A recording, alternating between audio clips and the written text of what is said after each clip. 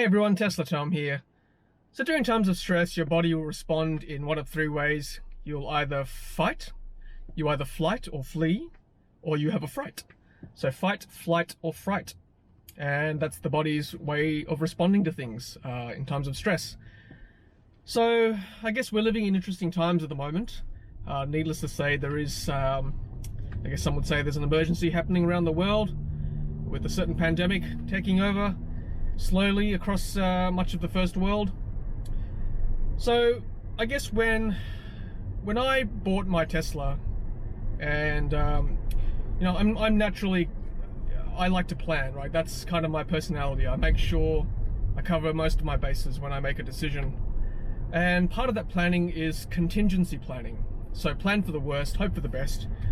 But my personality is to make sure that when I do something that, you know, I guess I'm planning for the worst case scenario. So part of buying an electric vehicle or a Tesla, and especially because I have a young family, I wanted to make sure that in an emergency or during times of stress, my electric car or my Tesla could get me to places I needed to be.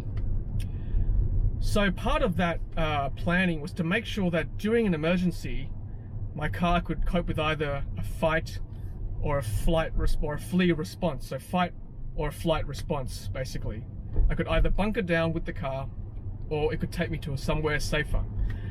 So unfortunately, over the last few months in Australia, we've had two situations where it's been tested, a fight response or a flight response, and the fight response is currently still being tested.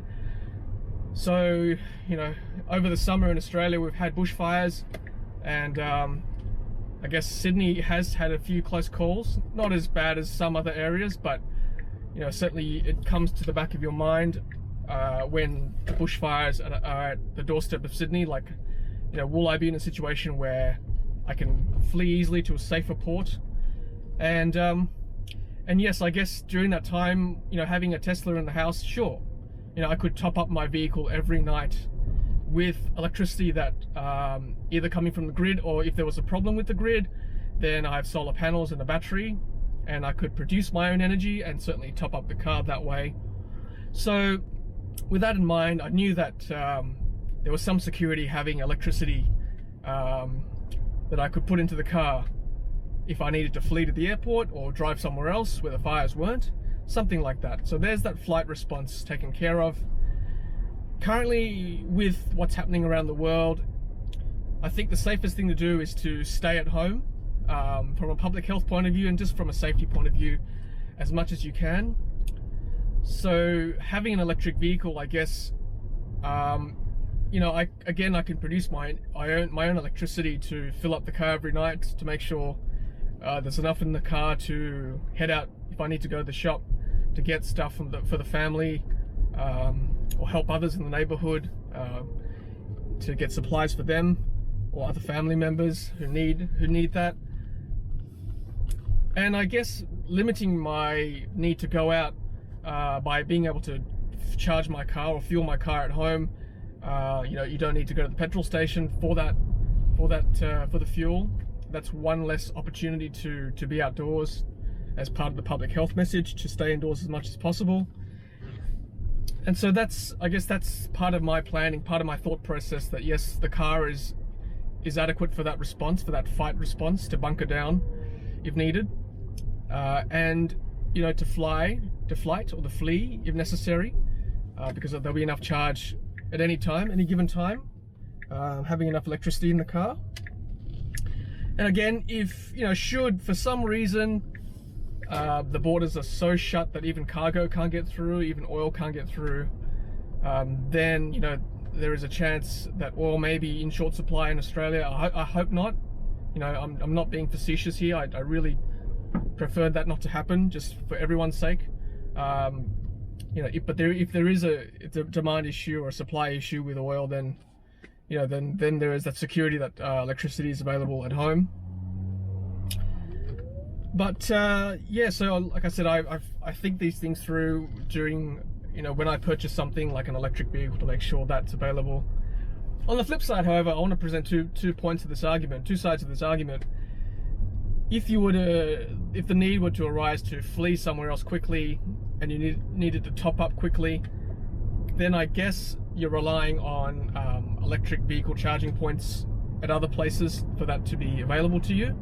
Sure, you could top up from a power point, and others would argue that it's easier to fill up with gasoline or petrol if you need to flee from point to point. Again, during a shortage, that's not always the case as well. You know, oil may not be, or petrol may not be as readily available at other places too.